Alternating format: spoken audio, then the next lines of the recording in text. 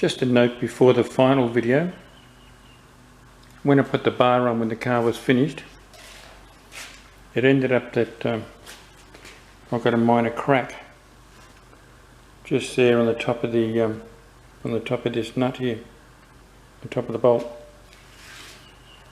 It turns out that when we took it back to the chroma, we measured it up. It appeared that the width of this was just a little bit wider than it should be, which meant that the bolts had to strain on it to actually pull it in, and that's where it cracked on the top here. So luckily the guy who's got all my chroming done said, yep, no worries, I'll get it back. Good on you, Phil. And this is the end result. So we're just ready to put it back on the car now. I'll put it back on tomorrow, but chrome work is fantastic. It really is nice. So a little trick to this one was I ended up putting a very thin red fibre washer between the bracket and the bar, and that leaves about a fingernail gap between the bar and the bracket, and that means that it's not going to press it into the back of the bar and damage the bar. I did the same with the side ones as well, actually, just to make sure that have no troubles in the future. Put a bit of paint on the inside of them, and so put this back on the car tomorrow, and very shortly we should have all the trim finished, I hope, and we'll finally do a final video after that. That's it.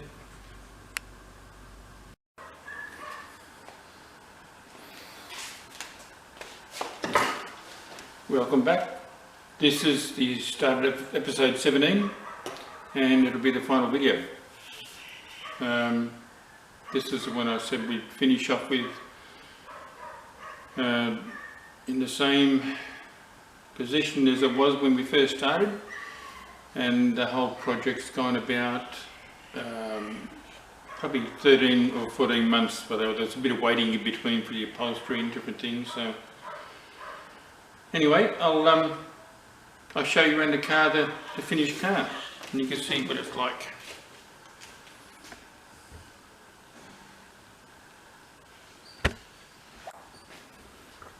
So here it is, compared to when it first started. A lot of people mightn't actually see much of a difference, but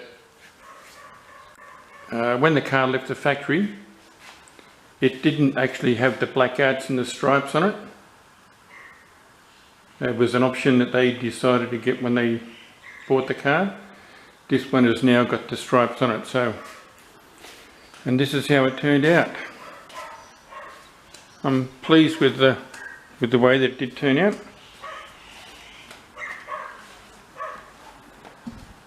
It's now become Nana Pop's daily runner. It's not going to be kept in mothballs, and we're actually going to use this one and go for a few runs on the weekends and things like that. So I don't think there's anything that hasn't been touched on it. The interior was the thing that took probably the longest time, but I'm really pleased with the interior.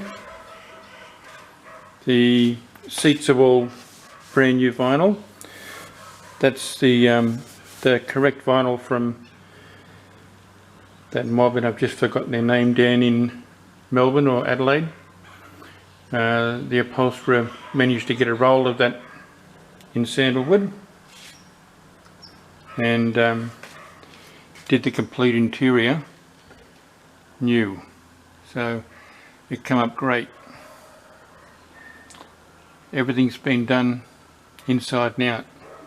The door trims, they're from Winning Products, which is in Adelaide, and they're a fantastic reproduction of the originals, right down to the grain between the upholstery, the original and this. It looks like exactly the same stuff, so I'm presuming they get it from the same area. The carpet is the original carpet that came out with the Monaro, and that was also done by the upholsterer, but then when he bought it, it wasn't fantastic, so we just sort of heated it and remoulded it a bit and made it fit a little bit better. He's also put that deadener throughout the car, which is on the floor, on the ceiling. That's all brand new as well, by the way. That's the other type of material in the same colour, the correct material. He's put that in the roof, he's put that in the two doors, and all the floor's been done with that as well. He's also reupholstered the pad, and it's come out really nice. And he's also upholstered a piece of board to go in the back there for the parcel tray. So I couldn't be happier with the interior. That was from CTM Auto Upholstery at Smeaton Grange. Michael and his daughter and staff have been there for a while now, and my boys have actually known them for a long time, and I remember them from a long time ago when I was getting stuff done in the early days. But I've got the standard wheels back on it with the standard hubcaps. I thought that's how the car came, so I took the other mags off. The mags are just put aside for the moment, so if I go for a weekend run or whatever, I most likely put those on if I'm going to stay overnight anywhere. I'll just open the bonnet up. Oops, sorry about jiggling all over the place.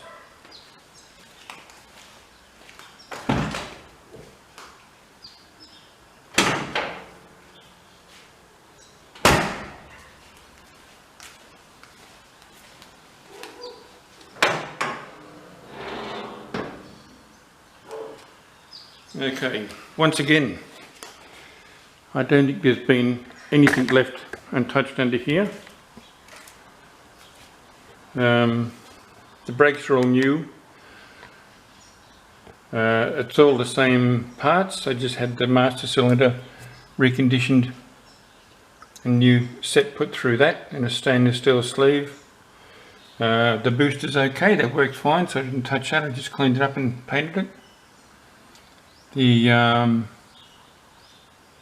rest of the parts were pretty well as they were. I've just tidied everything up and put it all back together. But I've just spent a few weeks actually just fiddling with little bits and pieces, getting it just right, because I'm trying to make this a car that will be reliable. If you take it out for a run one day, you want to get home, so I don't want things breaking down. So it's all been done as careful as I can. The headers are still there. Muffler sounds a bit daggy, but then again, this car would probably sound better with the V8 and dual exhaust, and I know that.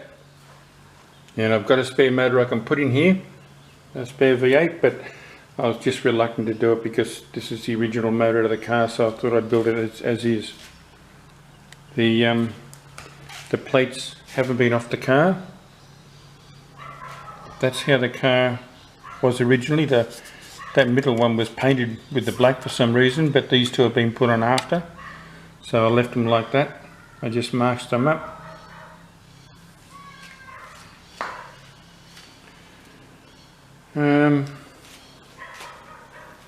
I guess there's not much more I can show you in the front of that. It's on club plates at the moment. I'll most likely put them on full rego, but at the moment it was easy just to get it up and running unclubbed plates. Everything's nice and neat and tidy. I just opened the boot up.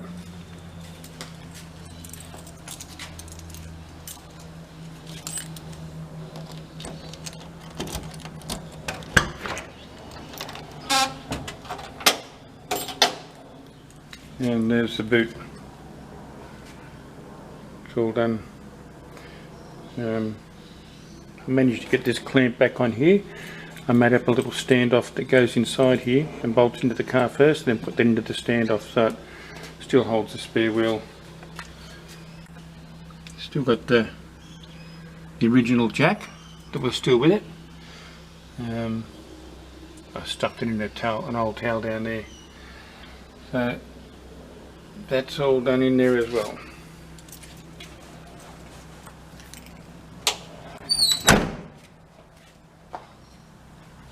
And that's her.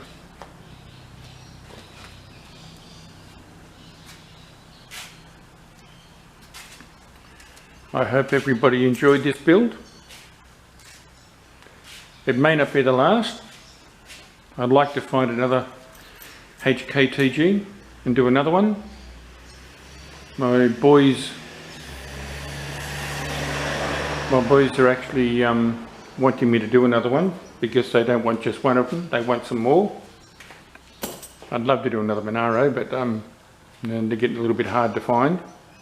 So next I'd like to do a Premier like I used to have when I was a kid. And the Premier, pretty well the same as this, not much difference at all. Just close that off.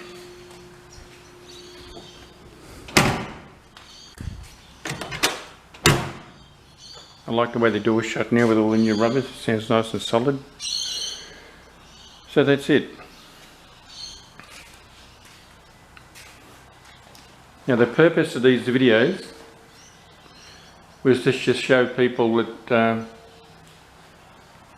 if you've got enough patience and got enough time, you can do them yourself.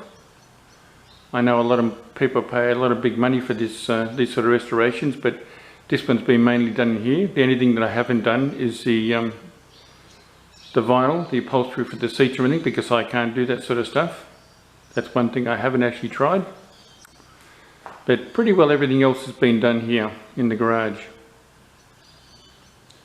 So, and it was through the help of a lot of other people that I used to watch their videos and look at different practices, and just very, very helpful to watch the old YouTube things. So my my sons will be able to look at this later on in life when I'm dead and gone, and with a bit of luck they'll still have it. I don't think they'll sell it. We'll probably get some more. Alright, so this will be the last one.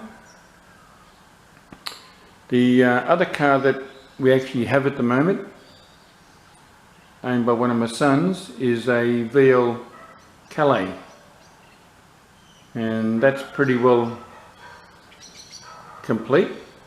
He's just got to sort out which motor he wants to have in it, because he's got the original, but he's also got a turbo motor he wants to put in there. So there's a possibility of a gold VL Calais could be done next. So we'll just see what happens. Alright, so for me, that's it for the moment. I'm signing off. This will be the last episode in Wayne's HG Monaro Resto. So that's 1 through to 17. And if you find it entertaining to watch, great. If you don't really care. I had fun doing it. I've enjoyed the restoration. So just to let all you people know out there that anybody can do it. Almost anybody can do it. You just got to be a little bit patient with it and pick up tips from other people. I'll catch you later on. See ya.